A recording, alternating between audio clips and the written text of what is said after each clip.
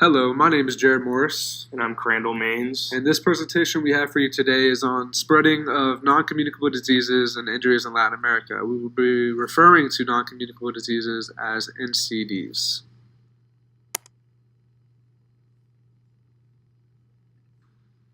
Okay, so for a quick overview on NCDs can refer to chronic diseases which last for long periods of time and progress relatively slowly.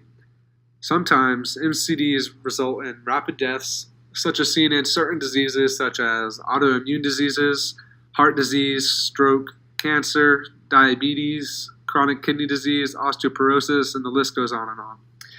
The main four that we will kind of relate to our PowerPoint today are cancer, diabetes, cardiovascular disease, and respiratory disease. While sometimes referred to as synonymous with chronic diseases, NCDs are distinguished only by their non-infectious cause, not necessarily by their duration, though some chronic diseases of long duration may be caused by infections. Chronic diseases require chronic care management, as do all diseases that are slow to develop and of long duration. NCDs are the leading cause of death globally. In 2012, they caused 68% of all deaths, which is 38 million, up from 60% in the year 2000. About half were under the age of 70 and half were women. Risk factors such as a person's background, lifestyle, and environment increase the likelihood of certain NCDs. And this is kind of what we'll get into in the rest of our PowerPoint, talking about how Latin American countries the environment kind of enhances these risk factors in background, lifestyle, and environment and kind of lead into these non-communicable diseases and injuries.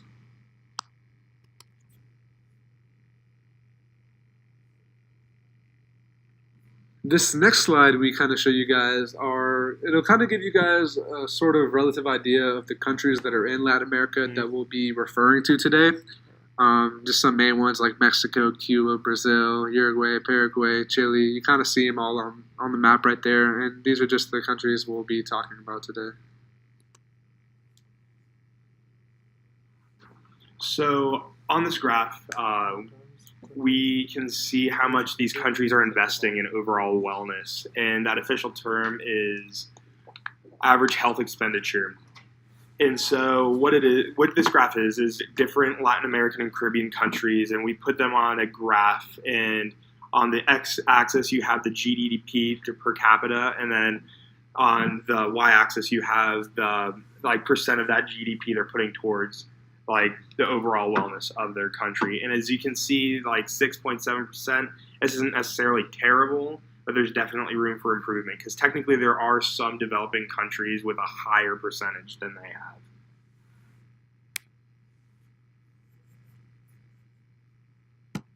So on this graph, again, we visit that same idea, a different study, but it compares first world countries, so your countries like the United States, Great Britain, Japan, and then also with these Latin America countries and Caribbean countries, and kind of compares their percentage of GDP put towards public health. And as you can see, not necessarily terrible, but if you look at it, there's basically 3 to 5 percentage points they could improve to be where other first world countries currently are.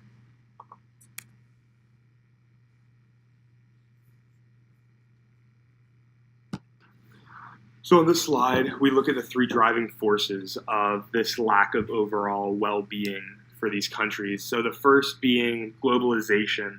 And so essentially what globalization is the effect of mass media on different cultures. And so when we look at Latin American countries, mass media has promoted an unhealthy lifestyle for these people. So through mass media, it's promoted fast food consumption at a higher rate than what it was before. And then it also promotes this culture of staying inside more and being less active as opposed to being outside and physically active. And that kind of just overall decreases the health level of the entire population. Now we can look at the aging population. So as a result of modern medicine, we're actually, like, these countries have actually been able to increase life expectancy. But the biggest problem is they're not equipped to house these older people. So obviously, if you think of like your grandma, grandpa, like they're living a lifestyle that's a little different than what you're living. They're not going out and hooping and stuff because they can't recover as well. And so they're living in these environments that aren't necessarily nurturing towards the older generation. And so they can't take care of them, like when they have like these heart problems or lung problems that come along with aging. And also they don't have the equipment or the centers necessary to treat injuries like as a result of being old. So like hip replacements, your osteoporosis, they don't have any of this. And so it's causing these people who are living longer to actually not have a great quality of life. And lastly, the last major driving force is urbanization. And essentially all urbanization is the fact that all these people are being forced out of their homes in the countrysides to go live in the cities as a result of drug cartels and militarized governments. And so because they're moving in and living in these urban areas, these ghettos and projects, their social inequalities are becoming even greater and greater than they were before.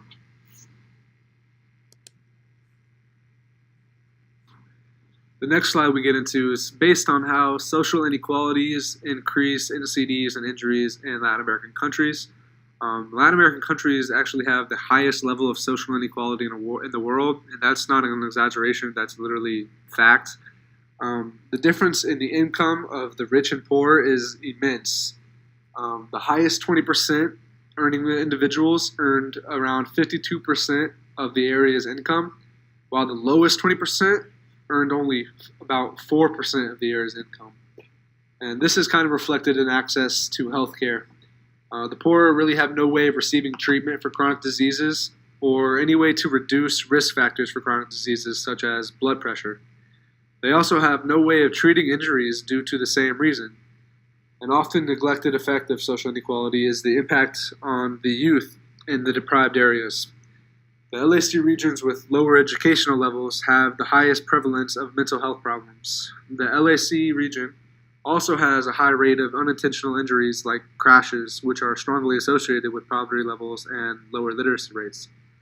In addition to these effects of social inequalities on the epidemic of NCDs and injuries, it also contributes to the impoverishment of families and places on economic burden on the already limited healthcare budgets of the LAC regions.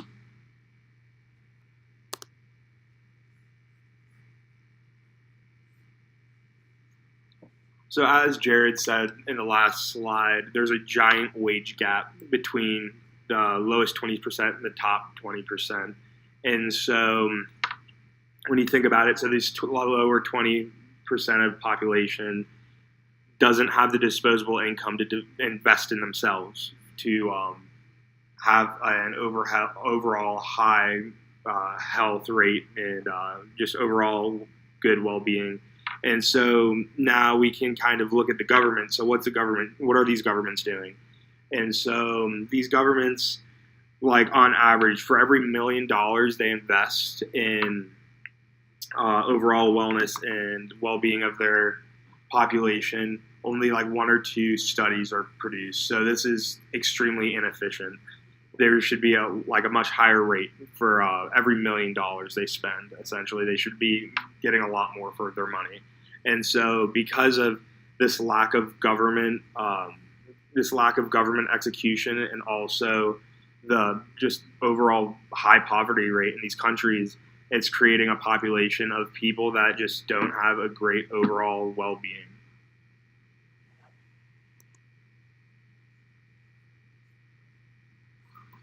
So lastly, just have some closing remarks, kind of give you guys a recap of what we talked about today. Basically, Latin American countries need to identify these challenges that are facing the region, which include things like access to health services, NCDs and injuries, social inequalities, urbanization, globalization, the aging of the population, and financing health systems, and things like research and development. This rising epidemic of NCDs and injuries in Latin American regions is a serious matter, and it really needs to be handled and brought to light.